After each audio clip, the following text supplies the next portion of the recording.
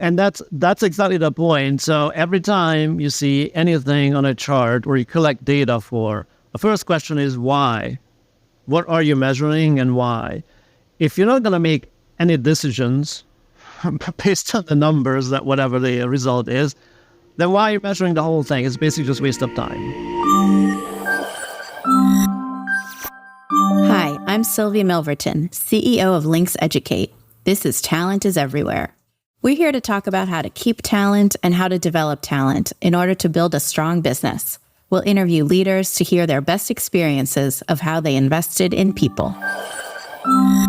So today we're going to do a slightly different kind of episode. We're talking to Zsolt Olah, who works at Intel with a background in data and technology. And he is passionate about working with learning teams to help them understand how to build better learning outcomes, how to create good data, and how to make sure learning teams design the right strategy to really interpret data. So we're going to go through a little bit of information, a little exercise around a workshop to see how Zsolt does this. And so thank you for joining me. Why don't we start with, how did you come to this? Like, what do you see as the biggest challenge with data and learning and professionals, and what problem are you trying to solve? First of all, thank you for having me, Sylvie. I'm always happy to talk about data, especially in terms of context of people. And you can see that in my sort of little spiel. I've always been the bridge between people and data. And that was my call the last 4 years or so. I spent a couple of years with Amazon and now with Intel. And what I noticed is that in the HR community, in the learning professionals community, there's so much enthusiasm, expertise about creativity, helping people, gaining skills, that sort of thing. Less enthusiasm about using actual data. And when I talk to people, they all want to show their value to the business. But they want to jump from knowing nothing about how to speak and use data to ROI calculations. And when they fail, they jump back to or fall back to the original, or let's just not do anything. So my goal and my vision is actually starting from that point for those people who are afraid or don't have the expertise of data yet, of how to learn the language of data and speak the impact, basically. That's my sort of passion, combining the two, people and data, and solve that problem for professionals. And how do you find, because often, especially now, there's so many HR tools, and of course we have, so many tools, we can collect a lot of data in big companies when they're doing learning. Do you find that teams know that they have their problem? Like, do they have a profile of like, I am working on learning design, therefore I'm sort of not a numbers person, I'm afraid? Or is it more a thing like, I have all this data and I think I'm analyzing it correctly, and your point is like, you still need to question assumptions and look at it differently? You're right. There's so much data, just like content, that we're drowning in them now. The problem is that that doesn't start, your process doesn't start with technology. It doesn't start with some sort of ROI calculation. It starts with thinking differently about data itself and why in the world you're collecting what you're collecting. What are you trying to do with it? What sort of decisions that's going to help you to do? And so it's kind of like working backwards from the end. And so one of my sort of sayings all the time is think about data as a language rather than numbers on a spreadsheet. And use a language, you actually have to say the right words, and sometimes few words is enough, a right way to the right people. Data itself is not going to be enough to convince people. What's going to convince people is your interpretation, your narrative, your story that you use through this language. And so that was my challenge for a long time of how do I take spreadsheets and charts and stuff to people who are more likely inclined to be, again, creative and maybe know half of the very basics about data classification, but they're very enthusiastic to use those. Right. And so this is how you develop this sort of workshop, Dev Learn, where you're helping learning professionals go through this journey. So maybe we can talk a bit about that workshop, like what would happen, and maybe we'll go into some examples of how we can look at data differently, the two of us right now, a couple use cases. Yeah, so let's pretend that you're actually coming to Dev Learn, which is a conference coming up in the fall. It's actually the 20th anniversary, so we're very enthusiastic about that too. That's data again. But what's going to happen? Let me paint a picture of this. So imagine you're part of a team. You're sitting around a table with unknown people. That's a workshop. Anybody can join us. And about 10, 15 people, the most, sitting at the table. And on the table, there's actually a dashboard. Now, it's a printed game board that looks like a dashboard, a typical learning dashboard. So you see how many people completed the course, the ratio of dropping out. There's even numbers, scores, satisfaction rate, that sort of thing. And all they need to do by the end of the workshop is agree whether this pilot that represented on this dashboard was successful or not. And that's all. That's a very simple statement. What happens throughout this 6 hours, though, they realize that what seems to be a simple decision, it's more complex and more murky, because they're not going to even agree on what they see and how they interpret simple numbers. Like, for example, a satisfaction rate of 4.4. You'll see that they spend so much time on arguing whether a simple statement about that number is true or false or unknown. That's the whole workshop. They have to go through this understanding the charts. For example, we can pick up one of the charts here and play a little game with you and chart one of how would you sort of approach it and see how that works. Okay. Yeah. Well, so I'm looking, it looks like a game. It's like a card with a bunch of numbers. And it's true, as you're talking, it's even resonating, I'm thinking of our own dashboard that we use at Links, and we have different engagement metrics. But some courses, the goal is completion, whereas some courses, not courses, but the offer, the goal is access. And so then we go up and back. Like, why track engagement on an access metric if it's nice if they're engaged, but that wasn't the point. So, I see how we can go round and round. Okay, so I'm looking at your dashboard and I see a bunch of metrics, and this is one. Okay, average 5-star rating of the satisfaction, and it's 4.4. So what do we think about that? All right. So first of all, I want to make clear that definitely this workshop, the 6 hours, is not a evaluation sort of workshop. When you walk out and you have an evaluation, measurement and evaluation method, it is really down to the nitty gritty about how to use data and speak to data, especially how to think about data. And so in this case, it's not a question about whether the ROI was X, Y, Z. It's about each number, each color, everything on his dashboard, and what does that mean? What's behind them? So, for example, 4.4. If I tell you that the satisfaction rate on a Likert scale, or Likert, apparently how the guy last name was pronounced, 1 to 5, and you got a couple of hundred responses, and they average that together, so basically add them up, divided by the number, and they got 4.4.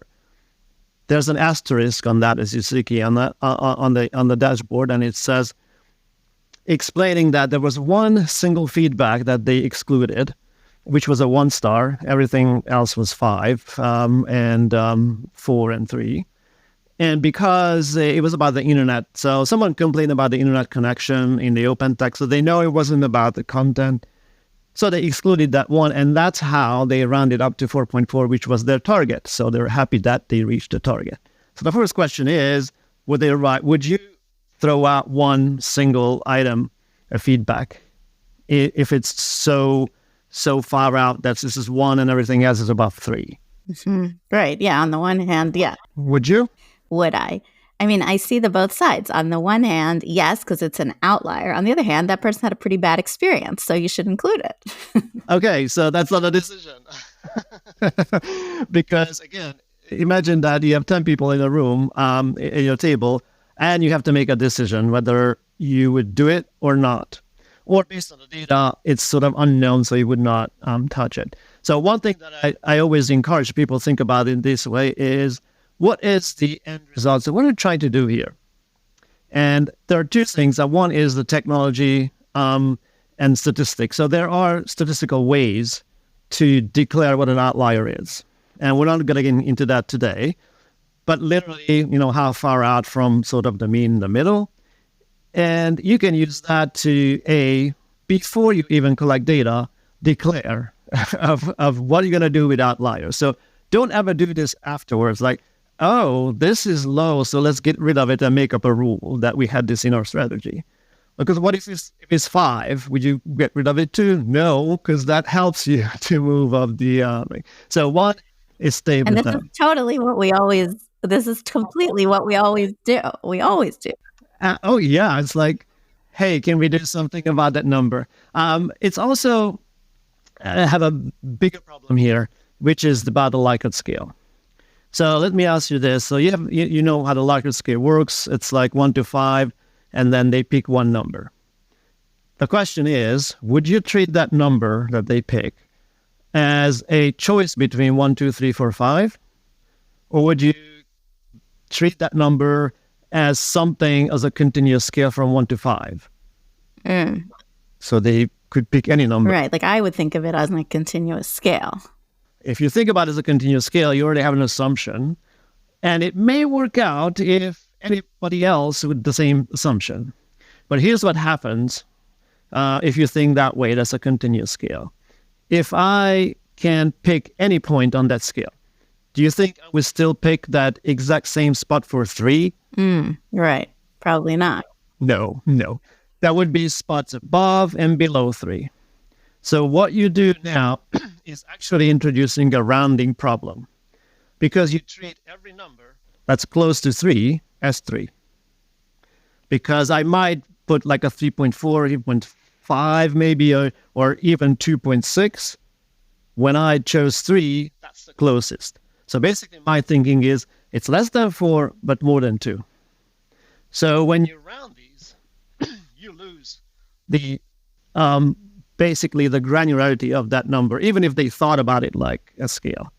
And worse, when you start adding these rounded numbers, and then you do a mean like this 4.4, then now you're using rounded numbers for a mean. That's probably the worst thing you can do with numbers.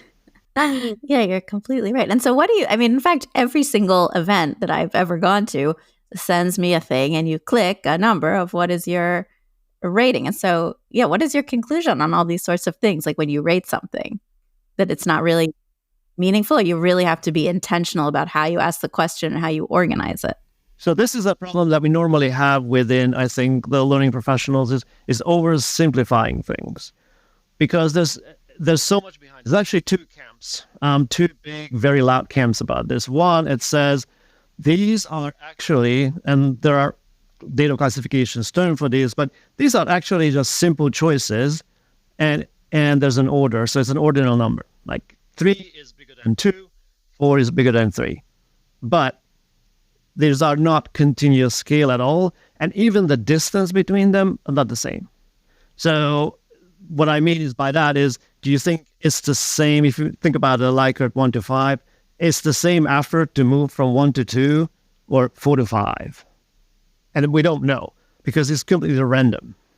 So if you're the traditional camp, all you can do with this number, technically, is count them of how many you have, not treat them as a number and try math calculations on top of them. So you could say that 90% of the people picked 4 and 5. Yeah. And that's it. That's sort of your approach. Now, if you're in the new camp and say, hey, if there are certain circumstances, you can use this. A, you need a good number of sample items, because the fewer items you have in this, the higher a chance that you have these outliers and actually move your means all over. 2, which is a problem with classes because it's small. Second is there are tricks to do this, breaking it down maybe into 3 questions. And then now you have a 3 to 15 scale rather than a 1 to 5.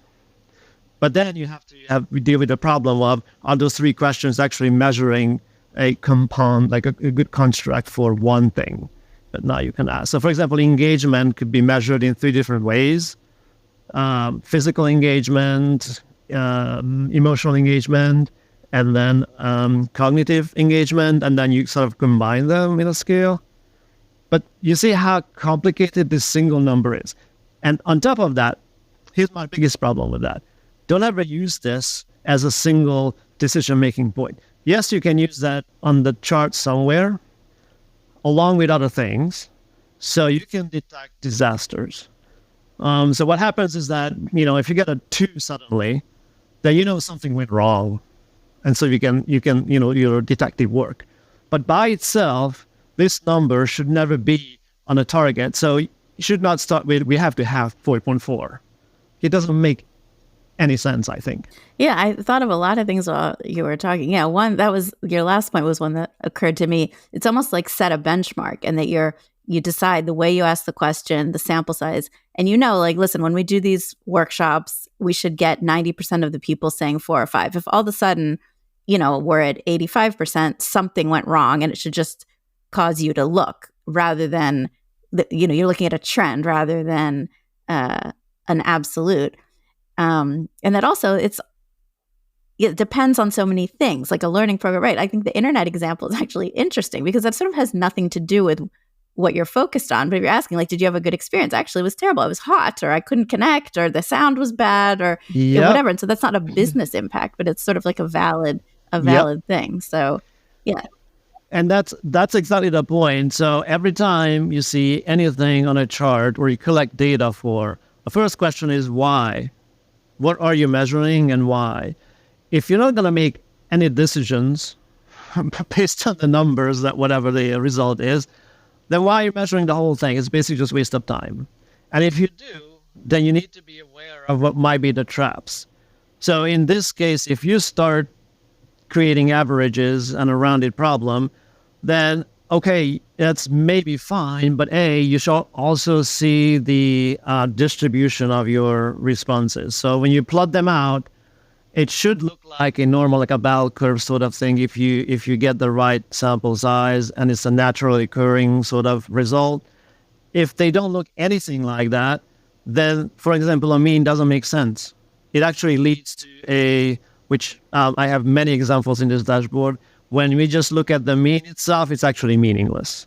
And so how did participants, like when they go through, so this was just one number and already my head is like spinning with thinking like, oh, I see how you could spend 6 hours trying to figure this out. Like, what is their takeaway? Did they say like, it kind of in a panic, like, oh no, how am I going to think about data? Or do they, what is your recommendation to them? Like, look at fewer data points, be intentional, be more careful. Like, how do you solve this, math problem basically? So this is why I said at the beginning that this is not a workshop about here's the 5 things in order of what you do to get an ROI number. This is nothing to do with numbers, actually. It's all about thinking. And my goal with the workshop as they come out is that they actually think very differently about data itself from the beginning. And that's part of it. Again, if you think about it as a language, what sort of vocabulary I need first before I can talk. So don't just say things that some politicians do without any meaning behind them. Say as few words as you need to, but make your story heard and make your story tell the impact to the right audience. And so what we're focusing on mostly is this. It's almost like this critical thinking part, but in context, in application. So here's the number. What might be the things that contribute the interpretation is? How would others see that? So one takeaway that people have at the end is that they never thought that others looking at the same number, the same way, and the same statement about that number, they would disagree. But now they can see that when they go back to their work and random people come in to discuss things, now they can anticipate those, like, just because it's everything clear for me on this one chart or one number, it doesn't mean that the same for everyone else. And if there's one thing that I can recommend where to start sort of building this thinking differently about data, that's a great book Jordan Morrow wrote a couple of years ago. It's called Be Data Literate, and literally that's the title. So he goes through these 3 C's of, how to think critically and be creative sometimes with data. And I also, in my workshop, added one more, which is the culture, the 4th C, because what I noticed also that general off-the-shelf courses, there's many of them out there.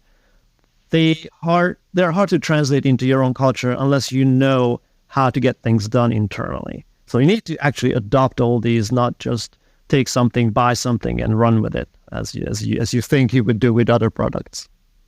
Yeah, no, it's amazing. I love how you think about this. And actually, it's, my background, I was a CFO for a long time before I did what I'm doing now. And one thing I really liked about that was looking at all the financial data and saying, what story does it tell? What does it mean? What are the numbers that, how do we distill these numbers to tell a story and explain, what's happening in a business or with a project or with an investment or something. And it's actually, I would say, a little easier with those kind of numbers because there's still interpretation, but less. But it's amazing how with these HR metrics, and especially around learning, and how you can link, how to start thinking about linking what you're doing in L&D to performance outcomes, to personal outcomes, to development.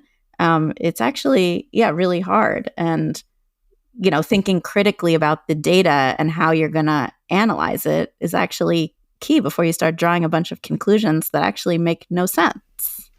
And speaking to that, once the team actually figures out about this dashboard of what's what, they agree and they make their statement, that is actually half of the workshop. Then they switch the dashboard to the other side, and that's the performance dashboard. So now they can talk about correlations between the learning and performance. And that's when things get interesting, because it may seem like our training is actually work well on the training side of metrics, but not so much for performance. And then now what? But I won't tell you what the end result is, because obviously you have to come to the workshop. I know. Yeah. So tell us more about your workshop. How do we find it, and how do people join up? So November, I think 4th or so is DevLearn. It's a pre-conference workshop. It's a full day. And then you can stay for the conference after if you wanted to. And where is it? Oh, it's in Las Vegas, Nevada, in the States. Amazing. All right. Well, I don't often go to Las Vegas, but maybe this is my excuse. Well, this was super, super interesting. And again, I'm so inspired because I think my personal opinion is such a challenge in L&D in particular, HR in general, and L&D in particular, of showing the business impact of what we're doing. I genuinely feel that investing in people, investing in learning is the most important thing a company can do. And yet it's the easiest thing to first cut when budgets get cut. And I think, if you can evangelize this and make it where we can actually show good data, understand what it means, and where people believe, I think it can make a big difference in how a business performs. So fingers crossed. And the story you tell starts with the story you imagine for yourself. So if you stick to just learning data in your LMS, I don't think many of the business leaders would care about your completions unless it's some sort of compliance thing. Or the rate that they spent on certain activities and that sort of thing. The hard part here is two things. One, show the impact and show what the impact was actually driven by learning. And that's why if we just give up and go back to what can we do on our own so we don't have to deal with others across the departments. And so we have an LMS. Here are the numbers from the LMS. It's a great start. That's a good start, but it was a good start 20 years ago, and we should really move further than that by 2024. Yeah, full agree. Well, thanks, Zsolt. This was amazing. Thank you for joining us. And I'm going to follow carefully what you're doing, and I'm going to read that book. Thank you so much, Zoe. Bye-bye. Thanks for listening to this episode of Talent is Everywhere. Make sure to subscribe if you like what you heard, and give us a follow on LinkedIn to continue the conversation on all things career mobility and talent development. Is there a topic you'd love for us to cover in a future episode, or a guest you'd recommend? Drop us an email at hello@linkseducate.com. And if you're looking for support on your talent development strategy, head over to linkseducate.com to learn more about our career mobility solution. That's LYNXeducate.com.